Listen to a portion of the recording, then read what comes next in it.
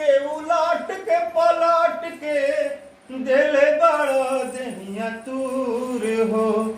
बिजली के तार में भतार अझुरैला मने मने कैला मजबूर हो।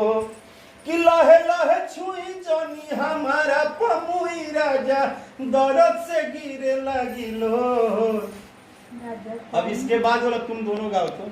ए राजा तनी जाए न बहरिया टूटत बदन फोर फोर राजा तनी जाए न बहरिया टूटत बदन फोर फोर राजा तनी जाए न बहरिया।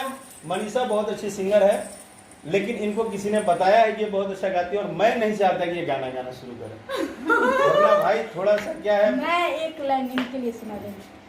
प्यार के भुलाना दिया, अरे वाह, ओ प्यार के भुलाना दिया, मर जाइब तहरा बिना सुनाए जान हो। ओ माय गॉड, के भुलाना अच्छा गाती है, दिया, वाह।